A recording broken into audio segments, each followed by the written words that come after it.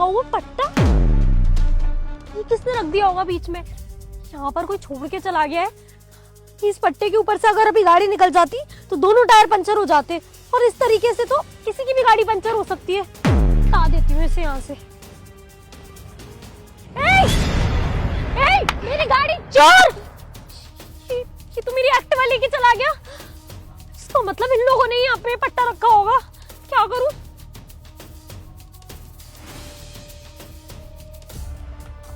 अरे भैया, अरे कहाँ हो? आ जाओ, एक बढ़िया एक्टिवा लेके आए हैं। इसका कितना दाम दोगे? जल्दी से आओ। अरे कहाँ रह गए ये? पता नहीं कहाँ चले गए। अरे आ गए यार, आ गए। तुम बुलाओ और हम ना है। आज मैं तुझे कुछ ज्यादा पैसे देने वाला हूँ मैं। क्या हुआ सर? हाँ, ये ना वहाँ पर एक्टिवा खड़ी थी तो हमने ना लाके यहाँ पे खड़ी कर दिया। जिसकी होगी कोई ले जाएगा। अरे मेरी थाने की कांस्टेबल की एक्टिवा थी ये देखो, ये खड़ी, इसी की तो एक्टिवा थी। याद करो ढंग से। हाँ याद आया। मैडम वहाँ पे खड़ी थी और मैडम ना शायद एक्टिवा भूल गई थी तो हमने यहाँ लाके। मैं वहाँ खड़ी थी और तुम लोग पीछे से एक्टिवा चुरा के लेके गए। पहले तुमने किलों से भरा हुआ पट्टा एक्टिवा के सामने रख दिया। जब मैंने उसे देख के एक्टिवा रोकी और उसको साइड में करने के लिए उतरी, इतनी देर में तुम एक्टिवा लेके वहाँ से रफू चक्कर हो गए। मैं आवाज लगाती रह गई और तुम रुके नहीं। अगर तुम गलत नहीं होते तो रुक के वापस आते ना एक्टिवा देने के लिए।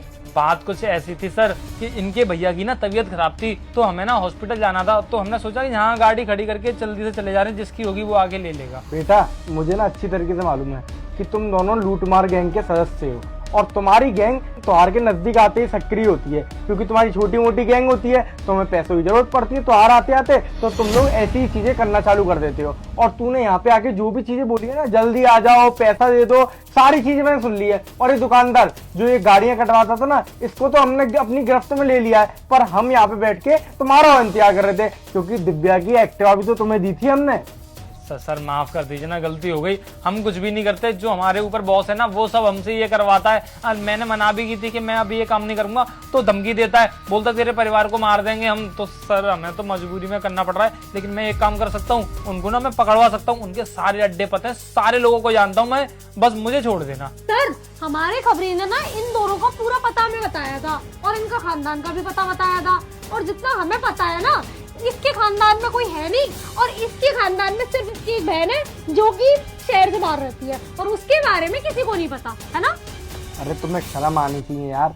कैसे कैसे करके लोग अपना ड्रीम पूरा करते हैं। लोगों का ड्रीम होता है एक साइकिल खरीदना, एक मोटरसाइकिल खरीदना। कैसे कैसे पाई पाई करके लोग किस्तों पे गाड़ियां उठा के लाते हो, और तुम लोग क्या करते हो? तुम लोग उनकी गाड़ियां उठा के कहीं और बेच देते हो। तुम एक बात बताओ, ये पूरी की पूरी गाड़ी करीबन 70 से 80 हजार रुपए की होगी, और तुम इसे कटवाओगे तो 30 हजार रुपए से ज्यादा नहीं मिलेंगे। तुम अपने 30 हजार के चक्कर में किसी आदमी के साथ ये सब करते हो। हम आज के बाद सच में कभी ऐसा नहीं करेंगे सर। और ये करेगा तो इसको तुम उठा के जेल में बंद कर देना। वो तो एक्टिवा तक पहुंच भी नहीं पा रहा, वो कहाँ से करेगा तेरे बिना मदद के।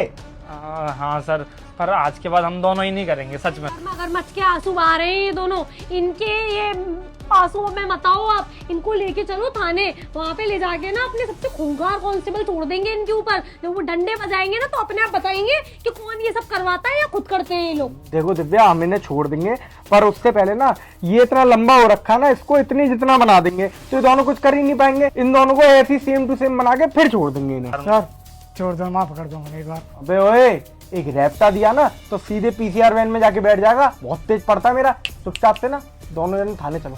चलो